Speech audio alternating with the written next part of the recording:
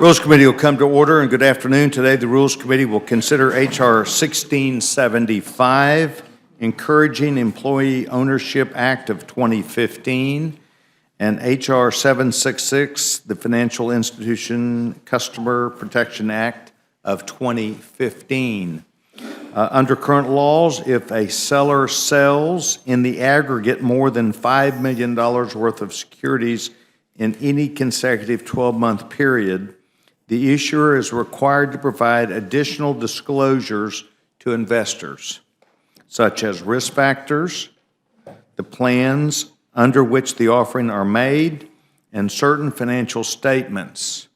H.R. 1675 amends the Securities and Exchange Commission Rule 701 to increase the threshold amount for requiring issuers to provide certain disclosures related to compensatory benefits plans from $5 million to $10 million and indexes the amount for inflation every 5 years.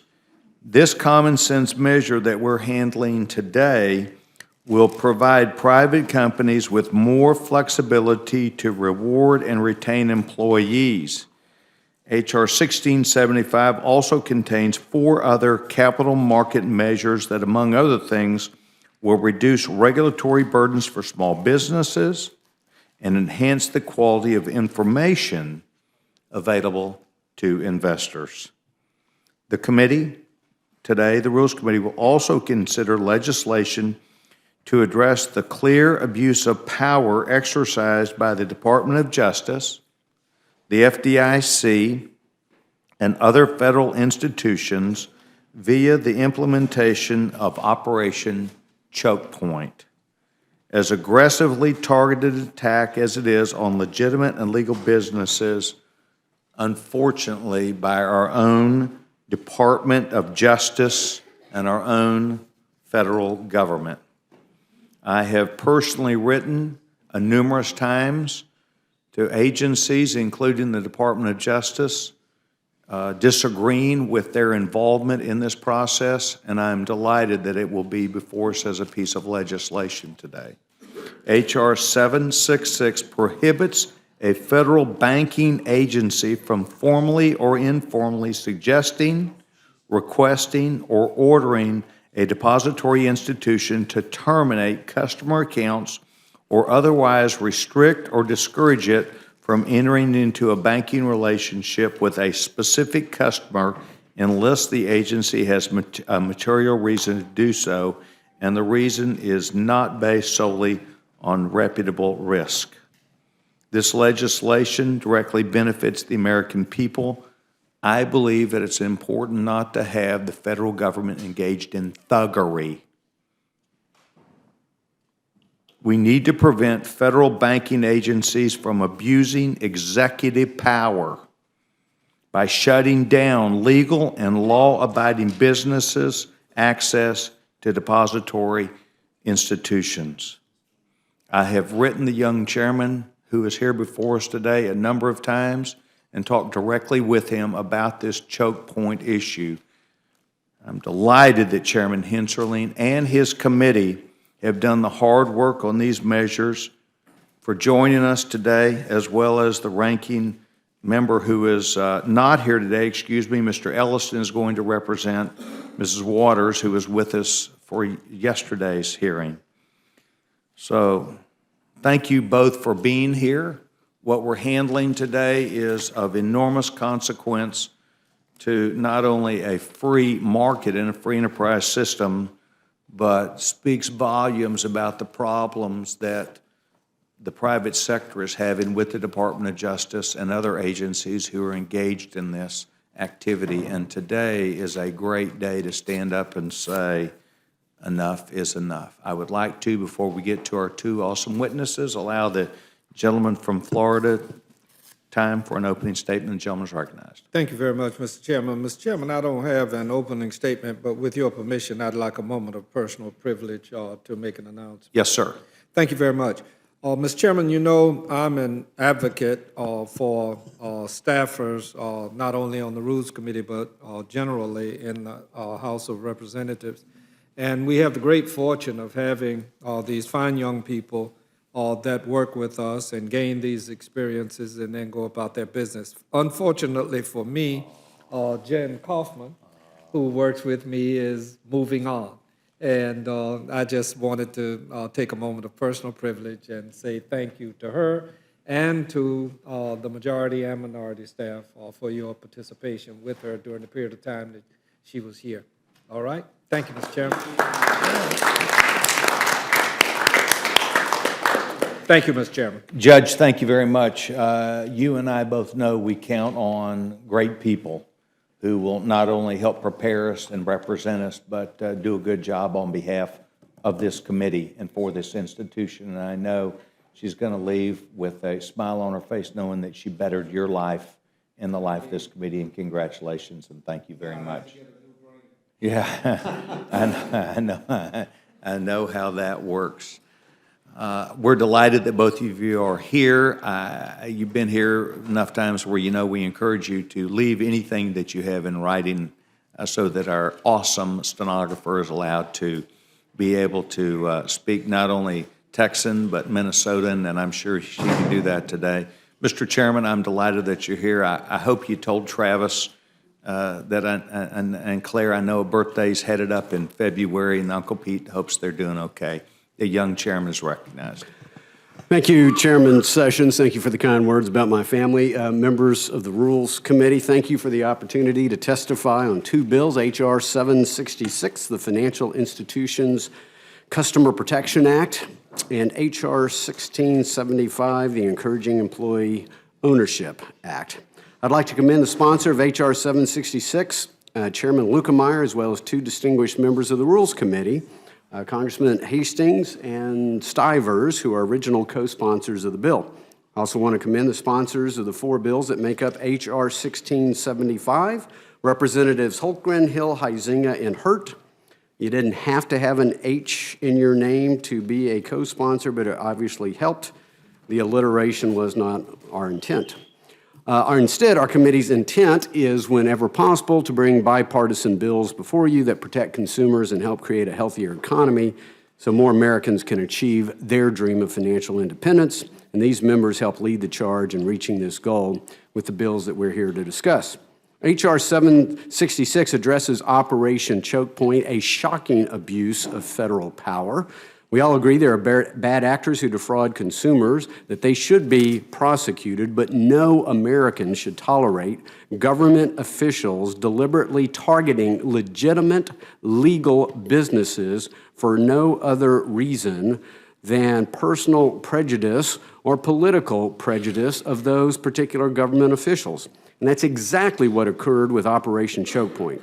In 2011, the FDIC released a supervisory bulletin that declared entirely legal activities like firearm sales, payday loans, and tobacco sales as quote-unquote high risk.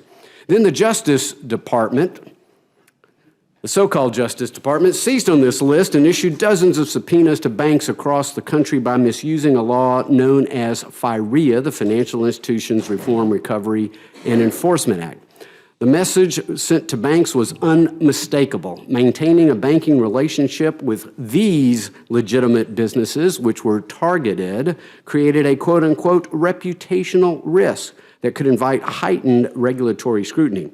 The end result of these pressure tactics was that banks closed bank accounts for legal businesses, thus choking off their access to the financial system. Just because someone in the Obama administration doesn't like certain businesses does not give it the unilateral autocratic authority to use our banks as weapons against them. I would have members on both sides of the aisle ponder what might happen in a future administration. Might they find an abortion clinic as posing a reputational risk to a financial institution, thus having their banking relationship choked off as well? The purpose of H.R. 766 is very simple. It requires federal agencies to justify orders to terminate bank accounts and restores FIREA to the original intent of Congress. I strongly urge its adoption. Now, Mr. Chairman, let me discuss the other bill on the agenda today, H.R. 1675.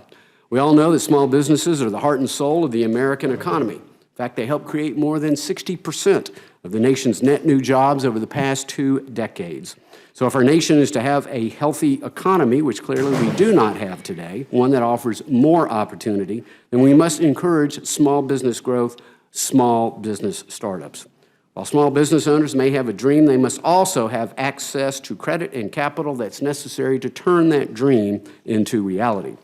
Yet, as we've heard from countless witnesses who have appeared before our committee, community banks and credit unions, the primary source of small business loans, are drowning in a sea of complicated and costly regulations, much of it emanating from the Dodd-Frank Act.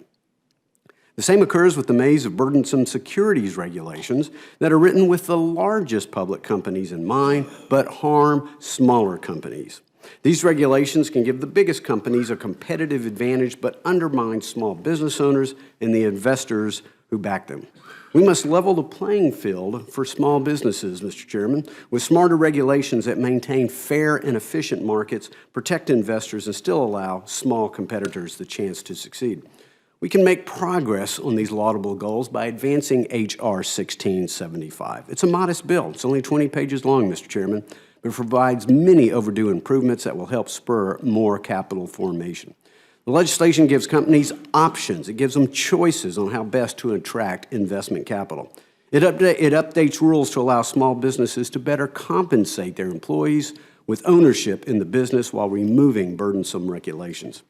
It enhances the security laws to establish a registration system for individuals who assist with the transfer of ownership of smaller privately held companies. It will provide investors with research on exchange-traded funds, also known as ETFs, one of the most popular investment options for millions of Americans.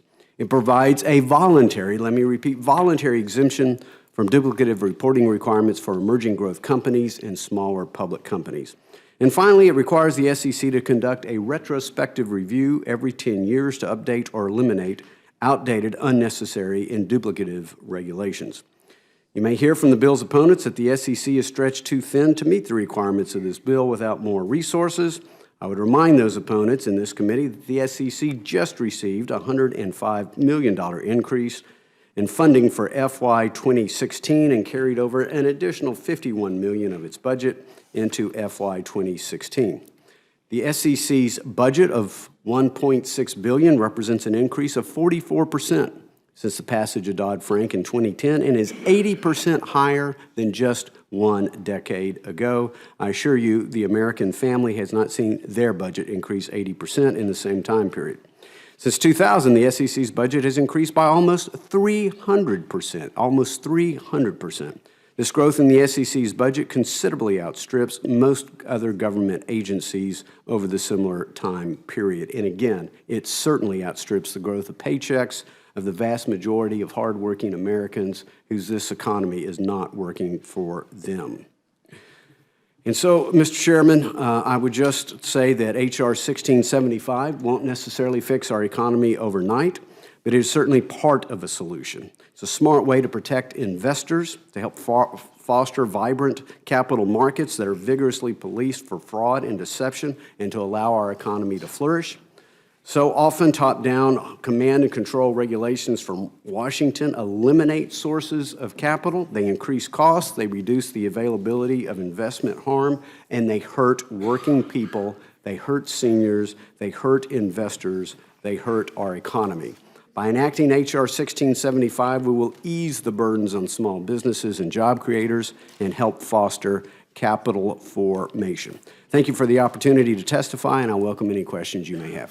Thank you very much, Mr. Chairman. Mr. Ellison, we're delighted that you're with us today. I think you and I both know that your representation by the committee is important to us to talk about these important issues that not only lie before us, but the American people, and we're delighted that you're here. And if you'll please tell Ms. Waters that you did well enough to get invited back. We'll tell her that up front. So, but tell her thank you for her time yesterday, and we're delighted that you're here today. The gentleman's recognized. Well, thank you, Mr. Chairman, and also thank you to the ranking member, Slaughter, and all the committee members for allowing me to speak today on H.R. 766 and H.R. 1675. First, let me begin with my views on H.R. 766. The the Financial Institution and Customer Protection Act. I believe that this is an ironically named piece of legislation, and I'd like to tell you why.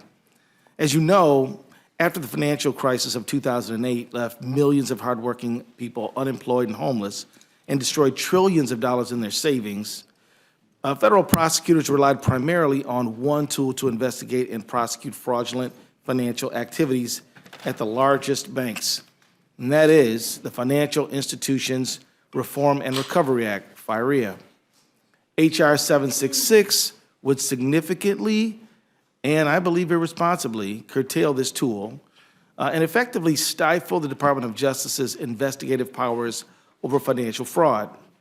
FIREA was passed as a response to the savings and loan scandal, a previous financial crisis brought on by criminal actions of insiders in the banking industry.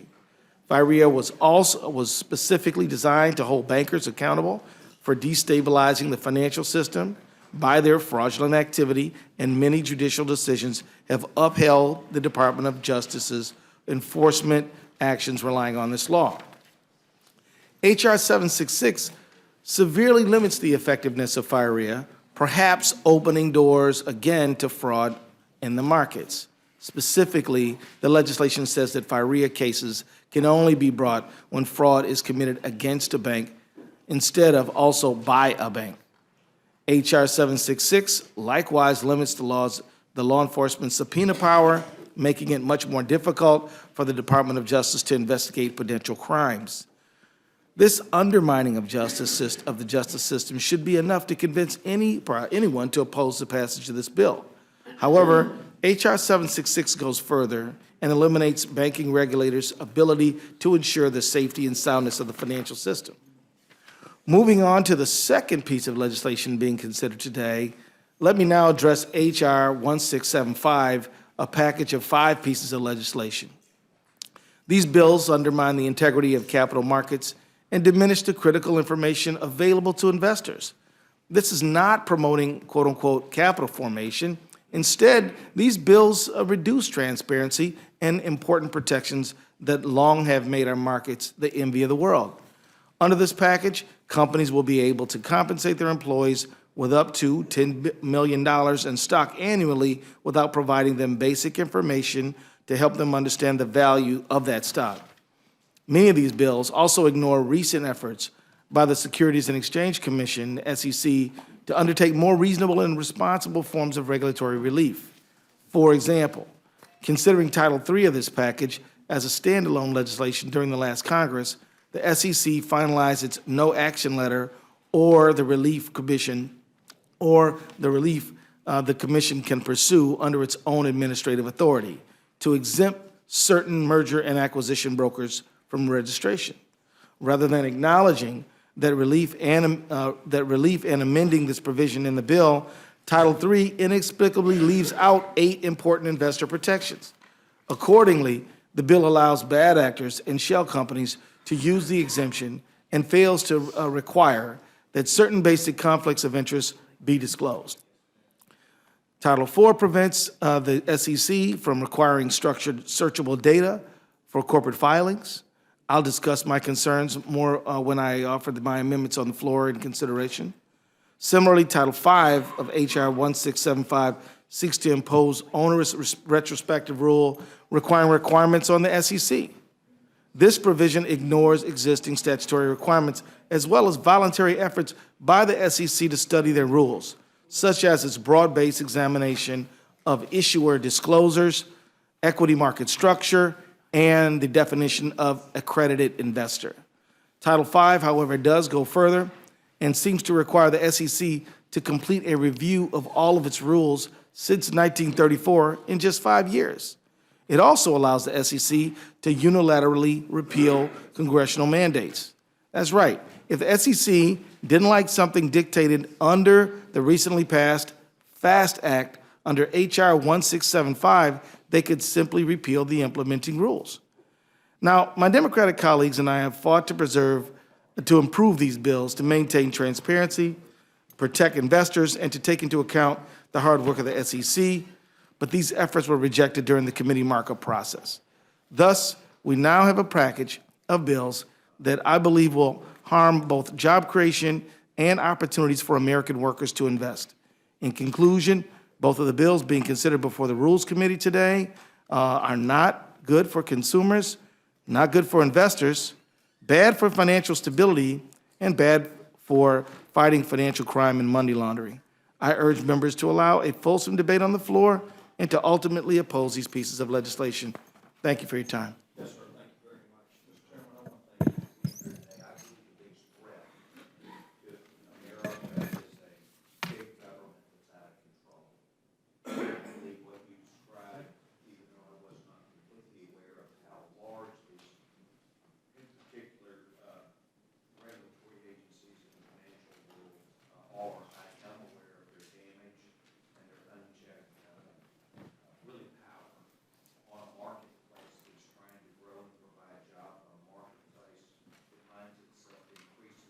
Stymied in their ability to provide capital, to much-needed capital. And I have seen many things that are being done to bring new energy and money into our marketplace.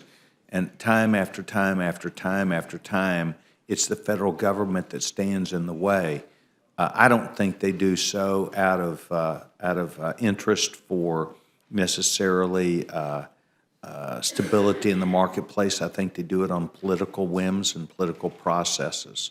And I'm deeply disappointed, and you may count on me to do whatever we can do to take apart these agencies, to strip money from them, to take away their regulatory powers, and to take money from them so that they cannot continue to grow.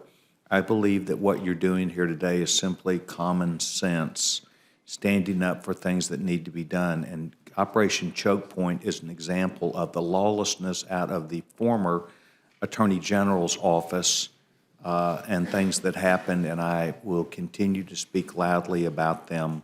I know we have a new Attorney General, and I assume that she would recognize thuggery when she sees it, and I hope that the power of this bill and the message that we've got, that there will be people who recognize, whether it's a Republican or a Democrat, that this is not the right way to use the power that you have within the Department of Justice. Lastly, my father spent a number of years in the Department of Justice, and I know that there are good people there. There are good people who do know what the law is, who get up every morning to protect the United States of America and rule of law. But I also know that we've got some people that have missed that chapter in their life of understanding what they're doing and use it for political purposes. And I hope tomorrow is opening up what I consider to be the light of day on the people and the individuals and what they have done. And I want to thank you for being here today. Mr. Cole? Mr. Chairman, I always delight to see two of my favorite members. I get to debate one of them in conference on occasion and one of them on television on occasion. So these are two guys I think very highly of. I don't have any questions. I just welcome them here, and always good to see you both. Thank you, sir. Thank you very much. Mrs. Slaughter? Thank you, Mr. Chairman.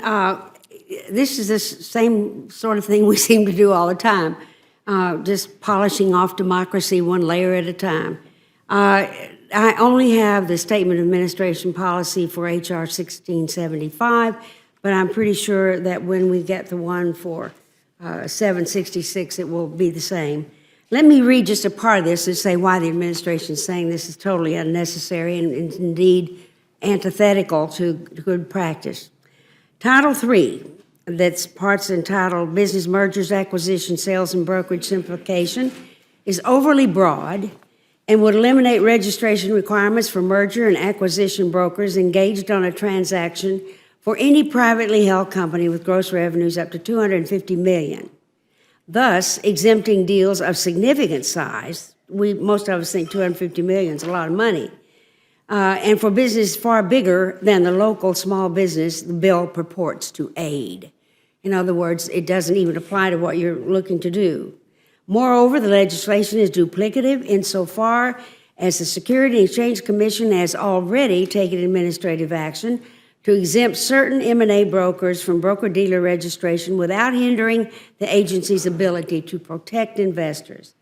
Additionally, Title IV, entitled Small Company Disclosure Simplification, would exempt certain publicly traded companies from the requirements to file machine-readable financial statements, and the open data disclosure system benefits the investors, the insurers, and the public, which has had enough of banking shenanigans, and increases transparency of publicly related companies by making their filings more easily accessible.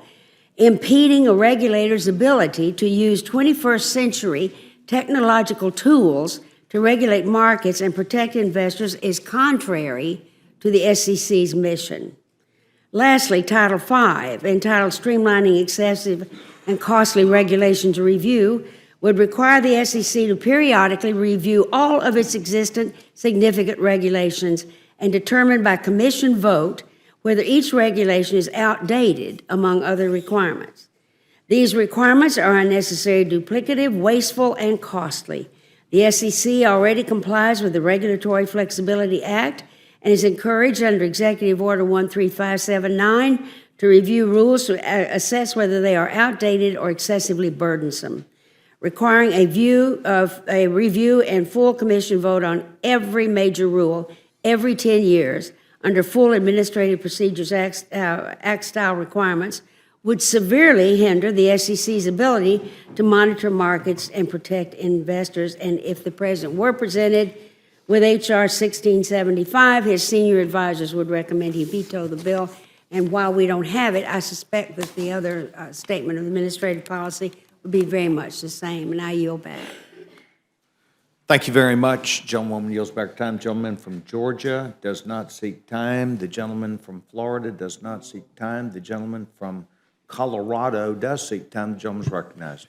Thank you. You know, I think you have certainly some good ideas here directionally, and I think it's just a question of fine-tuning it. I've long been a supporter of the Employee Ownership Act, and we have several operators in my district that function this way. A lot of good elements. One that concerns me, and I'm hopeful that this committee will later be open to the ISA amendment that we'll hear about, but transparency of markets is so important, and it's my understanding that the digital data piece and the requirement around that is really a very small compliance burden. In fact, I have a testimony here. I think it says it costs about $10,000 to $20,000 to comply with. Now, obviously, we'd love to save companies $10,000 to $20,000 if we can, but the trade-off here of the XBRL filings is information that's searchable not just by regulators, but by it's my understanding the investment community, and it'll make the market function better. So I just wonder if that seems like a step backward to me from market transparency, and I was just wondering why the chair sort of chose to focus on that one instead of some of the things that we hear complaints about from companies that cost them hundreds of thousands of dollars to comply with if they're public, or some of the other filing requirements that we hear about. Well, the truth is that within our committee, we have heard testimony that, frankly, up to $500,000 can be spent on XBRL compliance, which for a number of small companies is, frankly, a huge burden.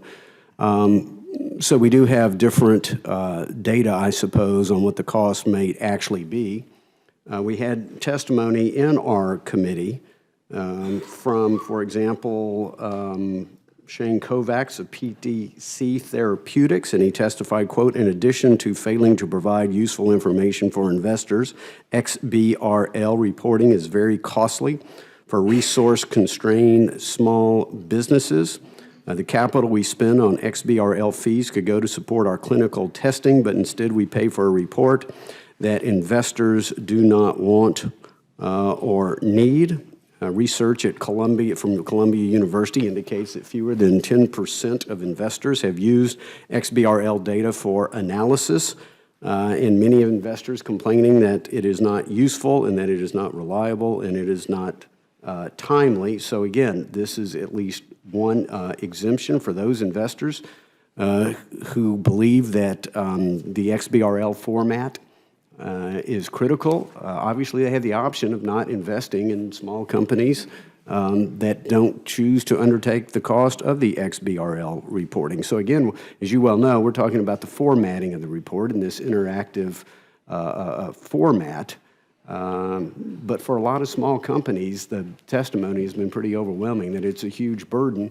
And in this economy that still isn't working for lots of our constituents, we're trying to do what we can to help spur small growth companies to enlarge. We know that entrepreneurship in America is at a generational low, and this goes within the theme of our Jumpstart Our Economy bills that we've had in the last Congress and in this Congress both. Well, I think part of the problem is the testimony you cited was the company saying investors didn't want it. It wasn't investors saying they didn't want it. I've had the opportunity to hear from and talk to a number of folks in the investment community who feel that this information is needed for market transparency. I do have a study I'd like to submit to the record, Mr. Chair, from AICPA that actually was a study of the costs of annual costs for compliance, and it showed that, in fact, the company that cost the most was $40,000 a year, and the least were $2,000 a year, but most of them are clustered in the $4,000, $8,000, $10,000, $12,000 range for compliance. Mr. Ellison, I think you have an amendment on this as well. Perhaps you can address, since I didn't get to be on the committee jurisdiction and the expert testimony around this, what did you learn from the witnesses about the importance of this information to the efficient functioning of markets? Well, thank you for asking me, because I have a very different point of view than the chairman, respectfully.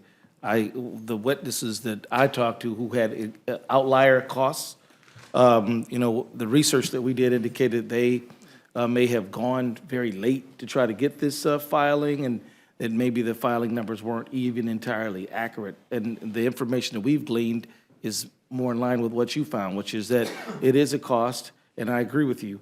We don't want to cost small businesses anything. But at the same time, we want to be able to have a searchable database to benefit investors, the public, regulators, and even researchers and academics who study these things. And if this piece of legislation passes, we could exempt about 60% of public companies from filing their financials in a structured data set and make it harder for people who want to review corporate financial disclosures to understand that information. So in my opinion, I think you're right. Did your committee hear testimony from investors or their representatives as well, or only from companies about this? As I sit here, I do not recall any investor testimony. We did hear from some academics, but not from investors. But I did endeavor to talk to investors, and I got information that these were reasonable, controllable costs.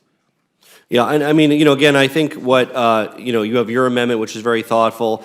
You have one from Mr. Issa that would actually look at a cost-benefit analysis of XBRL data reporting, and it would resume after 180 days if the benefits outweigh the costs. I think that might be a good approach, because again, if the benefits aren't there, there's no reason to do it. But from what I've heard from the investment community is that information that's searchable and digital is so much more usable and important and will lead to a more efficient functioning of the market than having the information is still, as you know, disclosed, but it's not in any readily searchable format. So I'm hopeful that we can fix that part of the bill.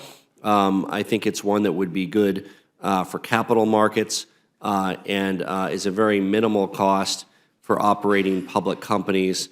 I guess there's in dispute exactly how much it costs them, but at least with the document that I submitted to the record, it shows, $10,000, $20,000, $30,000 of compliance costs. I think with a net benefit to the efficient functioning of markets and investors, a far greater than a relatively de minimis amount for making the information accessible through XBRL. So I really hope that can be remedied, because there's a lot of ideas in the bill that are very good that will encourage capital formation.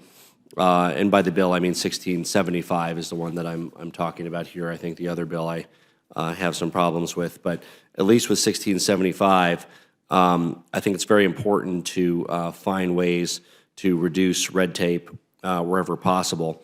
And we should always examine whether rules and regulations are necessary. And sometimes they are, sometimes they aren't.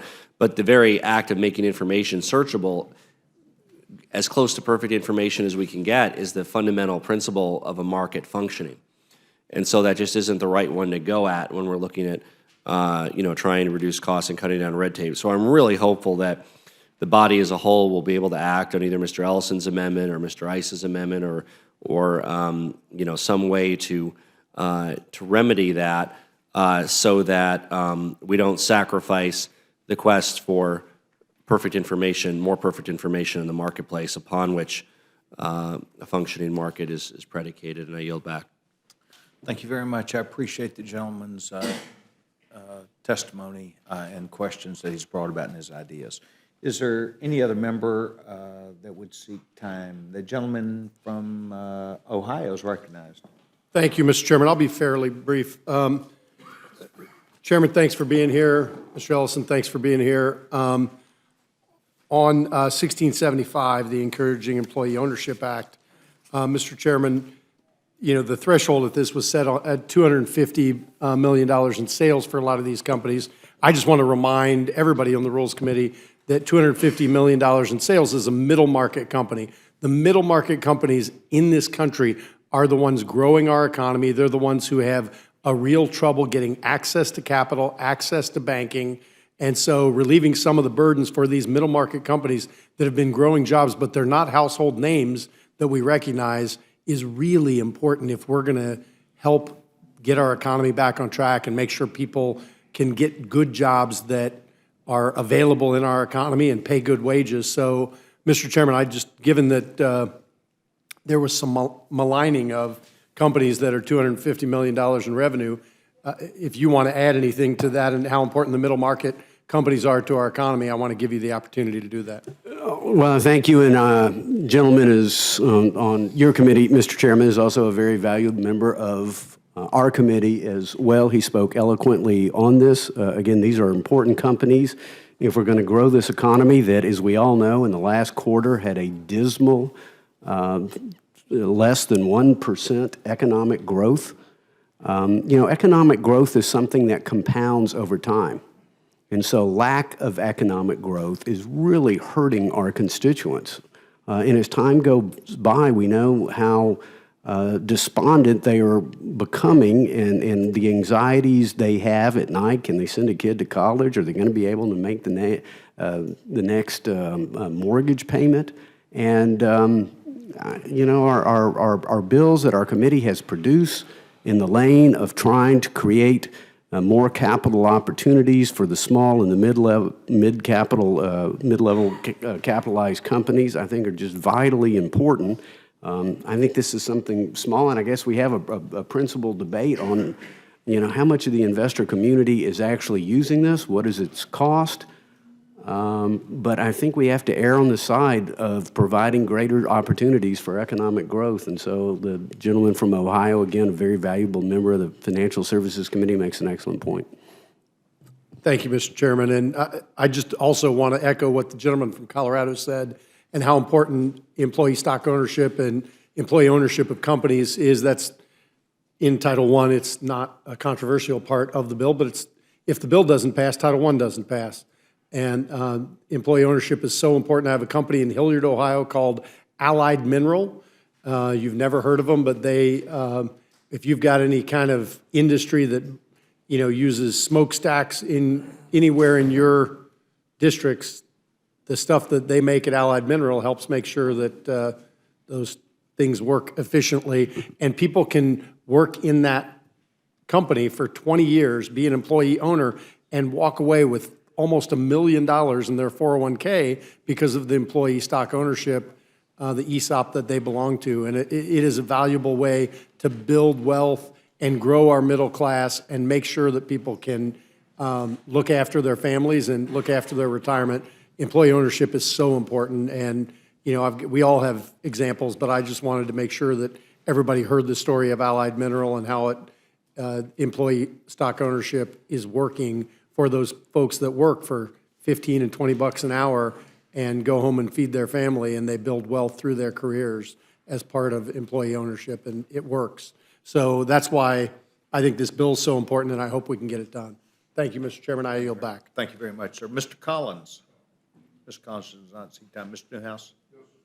Gentleman does not seek time. I want to thank both of you for bringing not only leading-edge ideas to us, but also your enunciation about how to look at these issues. And I think you saw that this committee is well prepared not only to adapt itself to the presentation, to ask questions, but how we recognize that the formation of capital, middle market, small business, and economic growth make a difference to our country. And I want to thank both of you for being here and your time. Mr. Chairman, thank you very much. If y'all will please make sure anything you brought in writing that our great stenographer gets that. Thank you very much.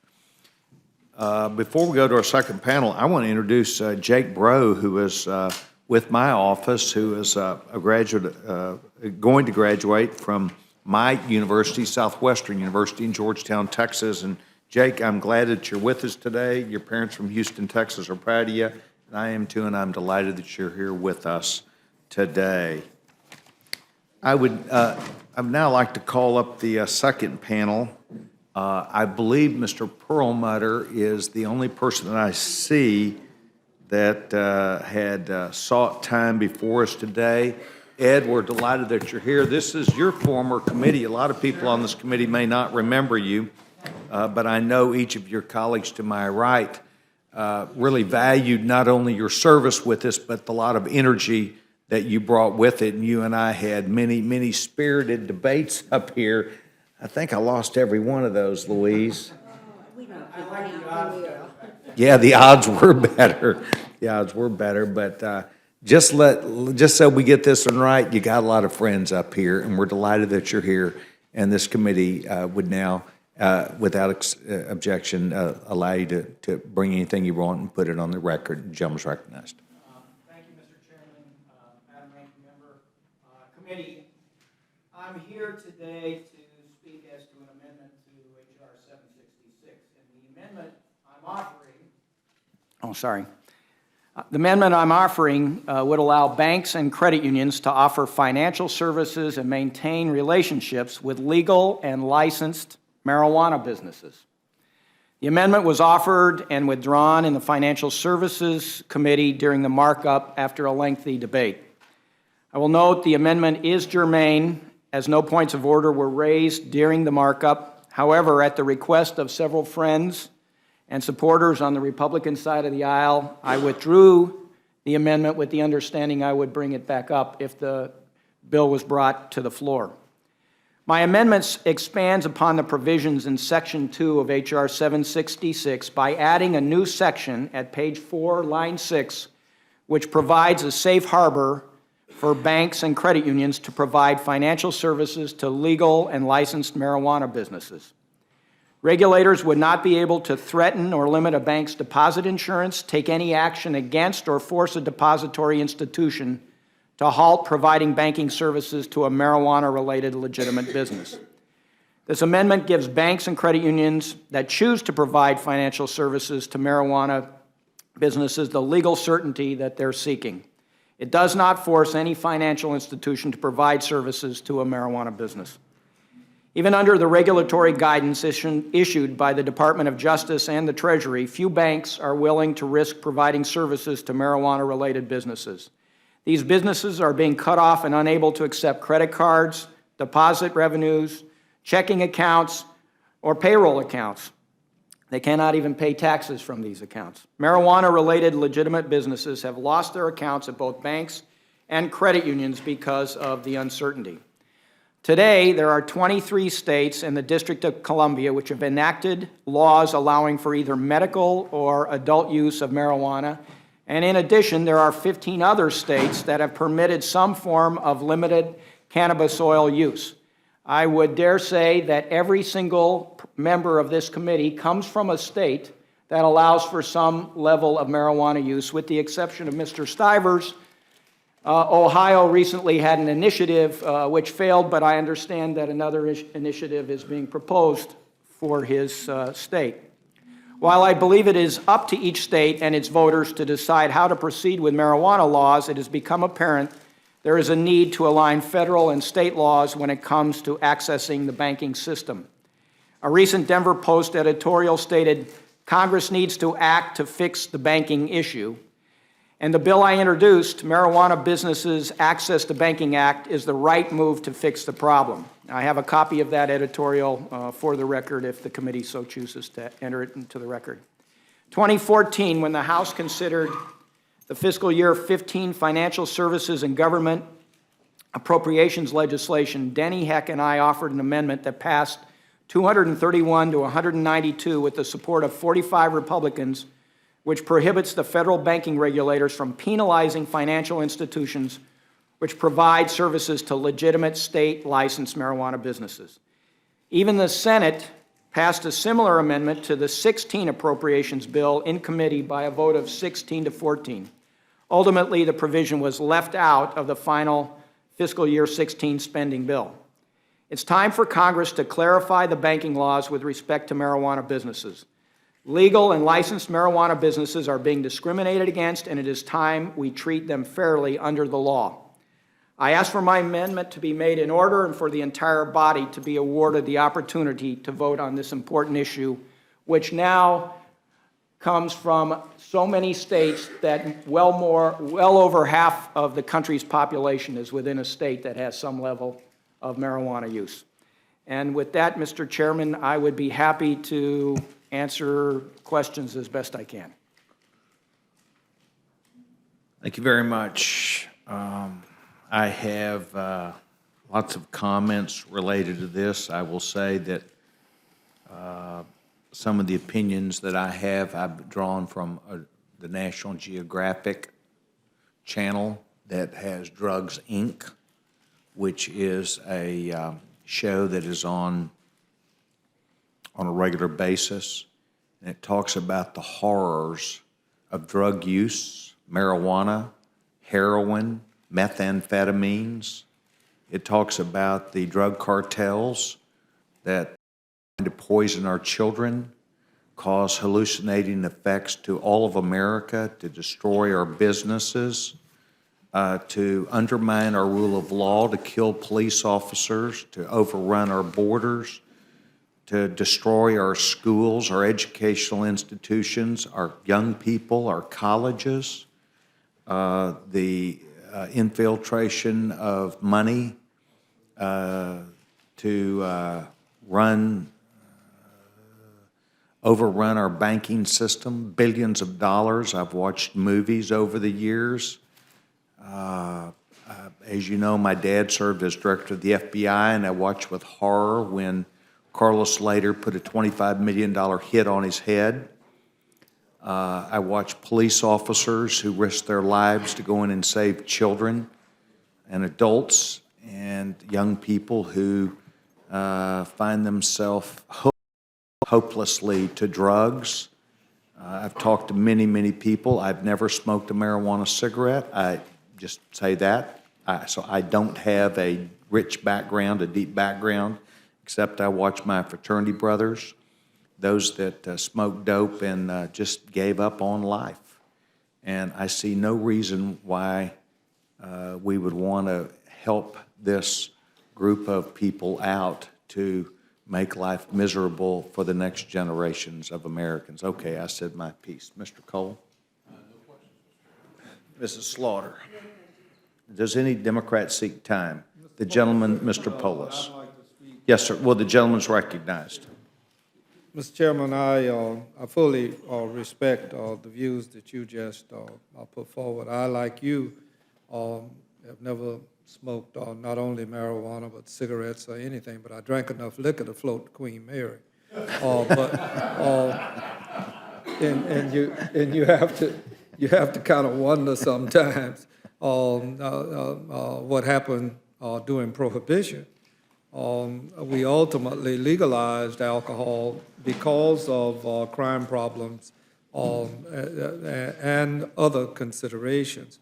But I had a group of business persons from the state of Oregon to visit with me. I had no idea who they were, still don't, but I do know that they were legitimate business persons, and they brought something to my attention that needs to be considered. First, they are operating legally as retail salespersons, and they wind up with immense amounts of cash. They do. And that cash presents them with all sorts of dangers from persons who know that they cannot carry it to a bank. And toward that end, so long as anyone is operating legally, then whether it's marijuana or mushrooms, or whether it's any other substance that might be offered retail, then I would think that the security of banking should be afforded them. So I would support Mr. Paul Murder's.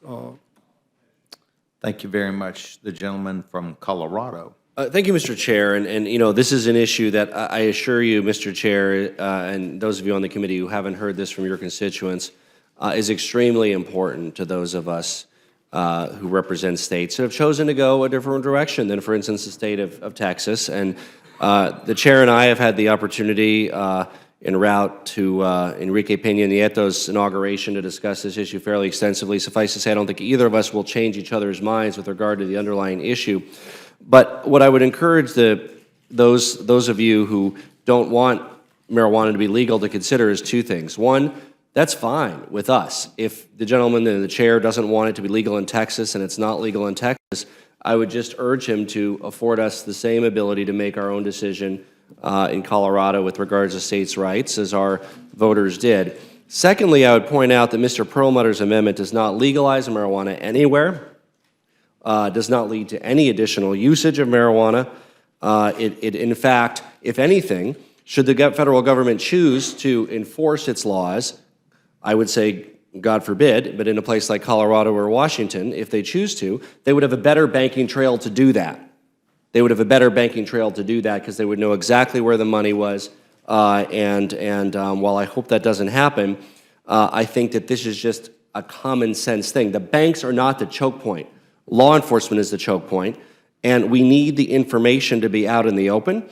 I know that I'm confident. I really hope that this amendment, along with perhaps Mr. Ice's or Mr. Ellison's, are examples of hopefully this new open process in Congress that we're having with the new speaker, where ideas that members have that probably command a majority on the floor. I think this amendment will pass pretty substantially with Democrats and Republicans. I think Mr. Ice's amendment will pass with Republicans and Democrats. I really hope that those are examples of this open process.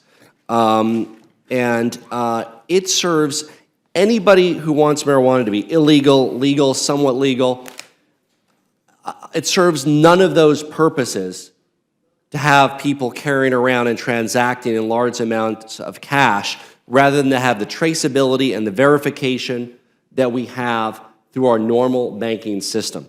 So I really hope, Mr. Chair, that and understanding we all have our strong personal feelings for our state and for our nation on the underlying matter of the regulatory environment for marijuana, I truly hope that this amendment, which solves a real problem in our state, can be advanced to the full body for consideration, regardless of how people vote in their own capacity. I'm hopeful that it will pass. Mr. Perlmutter? Thank you, Mr. Polis. And to the chair, two things that I'd like to say in response to your comments. First, as Mr. Hastings was saying, this poses, by having this accumulation of cash and driving everything underground in at least 23 states, the District of Columbia, and 15 more states, including Texas, which allows for cannabis oil to be used to treat people with epilepsy, which is a violation of 21 U.S.C. 812, the Controlled Substance Act. Just cannabis oil, because it's THC, which is one of the proscribed. I am well aware of the mistakes that have been made. So I would like to say to the chair and to the committee that the different states and different approaches have determined that there are medical bases, but the statute just says, no, there's not. And as a consequence, those states that are taking the initiative to do this because they think it helps their citizens in some fashion or another, and I appreciate your point, you don't think it does, I appreciate that. But on the other hand, states have taken steps, as did Texas, as did Colorado. But now, this is truly a choke point at the banking system, where it's not allowed. They're federal institutions under federal law, and they're saying, we're not going to accept your business. Then cash piles up, which then leads to assaults and batteries and frauds and skimming. And so it's a difficult situation. Law enforcement ought to be allowed to proceed, as Mr. Polis has said. But we do have 38 states now, including Texas and every other state represented up here other than Ohio, where the federal law and the state law are in conflict, and this is one place, and to use your own kind of approach to the bill dealing with Operation Choke Point, we shouldn't have this at the federal level when states can handle it and believe they can handle it themselves. And so I appreciate your position. Obviously, I've heard it from the chairman of my Financial Services Committee, but this subject isn't going away when we're up to 38 states now. Yes, sir. And reclaiming my time, I mean, it's challenging to put any of us, in a situation institutionally that might be, contrary to our own preferences. But I really think for the importance of solving a real life issue and letting the body work its will, and in recognition of the fact that this bill or this amendment does not in any way, shape, or form legalize marijuana. I would also add, earlier today I came from, I mentioned to the gentleman from Colorado actually this morning at breakfast, we had a industrial hemp expo in the Rayburn foyer. I think it's over already, where I enjoyed some hemp bars, got to talk with several producers of industrial hemp. We had several bipartisan speakers. This body has acted by a majority vote to allow for universities to engage in research in industrial hemp. But I would add that on the banking issue, even industrial hemp farmers and producers are caught up in this. Nothing to do with THC or drugs or anything else. Our Colorado Department of Agriculture has licensed over 200 producers of industrial hemp, and yet many of them face the same kinds of banking issues that our regulated and medicinal marijuana industries face, and this would also address that. So it's important for this body to be able to discuss these real-life issues that were put in our lap, and this is one of those that legitimately is. And I'm sure the chair and others can appreciate the need for action that we get, that our law enforcement officials back home and many others come to us and say, fix this. And they really speak with one voice. And this is including those who are against marijuana legalization in our states. I mean, they come to us and they say, fix this, because whether one is for or against or in the middle somewhere, it's simply not the right place to have a choke point. So I really hope that this body can rise to the promise of the new speakership and have an open process that allows for the consideration of these kinds of thoughtful amendments, and in additional deference to my colleague from Colorado for having withdrawn it in committee to come before us and bring it to the floor, and I'm happy to yield back. Thank you very much, gentlemen. Yields back his time. Just one point of personal observation. I do believe that Colorado, don't know how many other states, are entirely different than Texas. Texas, in fact, did pass this, but we're in no way would be confused with being in a Colorado-type circumstance. And so I do know the enormous pressure. I do know that, but we do not have that in Texas. It would not be described that way, and it was done for humanitarian purposes alone, humanitarian purposes. And while I disagree with it, I am aware of that, and thank you very much. Does any other Republican seek time? I want to thank you for being here. As you know, Ed, we're delighted that you took time to be with us to express your ideas, and I want to thank you very much. Chairman, thank you. The committee is now going to be in recess for about 15 minutes. No. Okay, we won't discuss it. Thank you very much. We're now in receipt of a motion from the gentlewoman from North Carolina.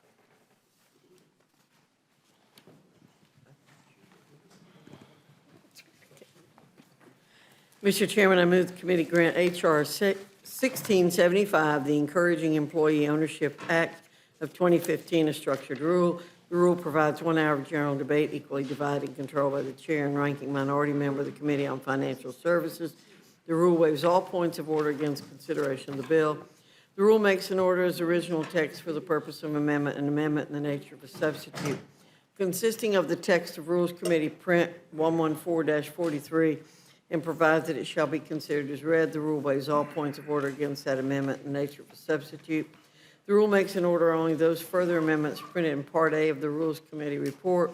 Each such amendment may only be offered in the order printed in the report, may be offered only by a member designated in the report, shall be considered as read, shall be debatable for the time specified in the report, equally divided and controlled by the proponent and an opponent, shall not be subject to amendment, and shall not be subject to a demand for division of the question. The rule waives all points of order against the amendments printed in Part A of the report. The rule provides one motion to recommit with or without instructions. Section 2 of the rule provides for consideration of H.R. 766, the Financial Institution Customer Protection Act of 2015. Under a structured rule, the rule provides 1 hour general debate equally divided and controlled by the chair and ranking minority member of the Committee on Financial Services. The rule waives all points of order against consideration of the bill. Pardon me. The rule makes an order as original text for the purpose of amendment, an amendment in the nature of a substitute, consisting of the text of Rules Committee Print 114-41, and provides it shall be considered as read. The rule waives all points of order against that amendment in the nature of a substitute. The rule makes an order only those further amendments printed in Part B of the Rules Committee report. Each such amendment may be offered only in the order printed in the report, may be offered only by a member designated. The report shall be considered as read, shall be debatable for the time specified in the report, equally divided and controlled by the proponent and an opponent, shall not be subject to amendment, shall not be subject to a demand for division of the question.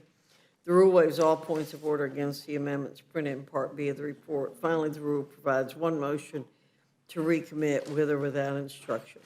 I thank the gentlewoman for her motion. Would yield to the gentleman from Ohio for an explanation of the rule. The gentleman is recognized.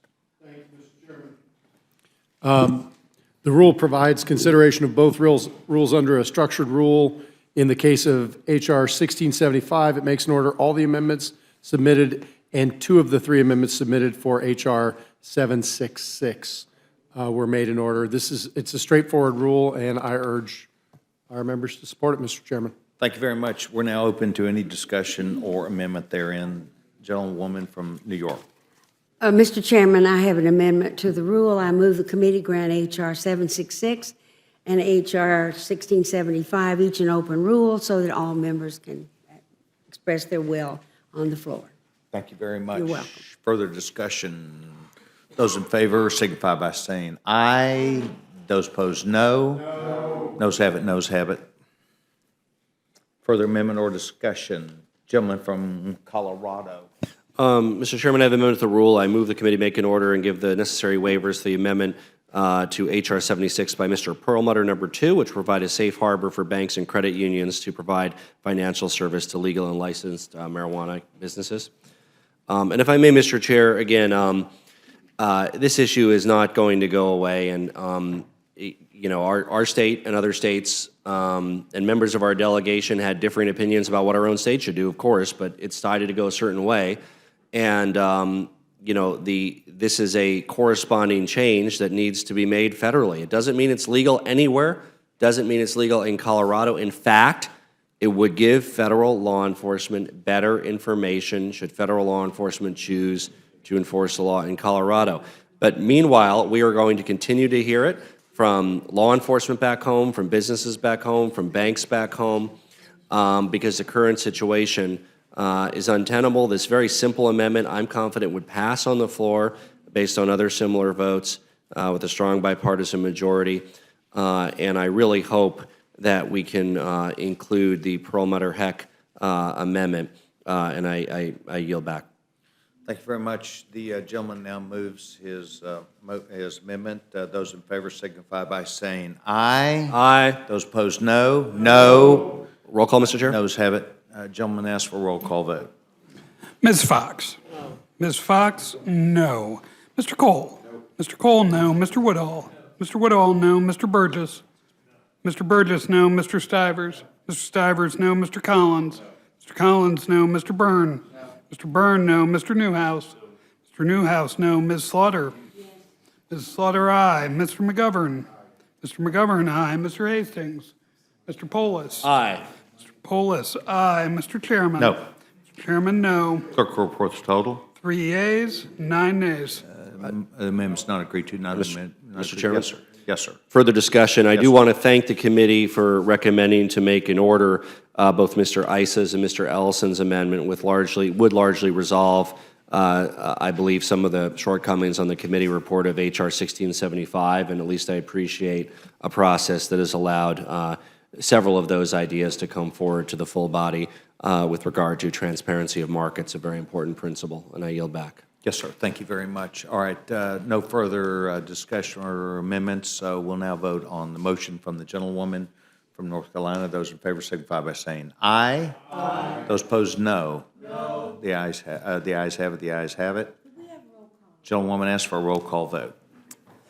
Ms. Fox? Aye. Ms. Fox? Aye. Mr. Cole? Aye. Mr. Cole, aye. Mr. Woodall? Aye. Mr. Woodall, aye. Mr. Burgess? Mr. Burgess, aye. Mr. Stivers? Mr. Stivers, aye. Mr. Collins? Aye. Mr. Collins, aye. Mr. Byrne? Aye. Mr. Byrne, aye. Mr. Newhouse? Aye. Newhouse, aye. Ms. Slaughter? No. Ms. Slaughter, no. Mr. McGovern? No. Mr. McGovern, no. Mr. Hastings? No. Mr. Hastings, no. Mr. Polis? No. Mr. Polis, no. Mr. Chairman? Aye.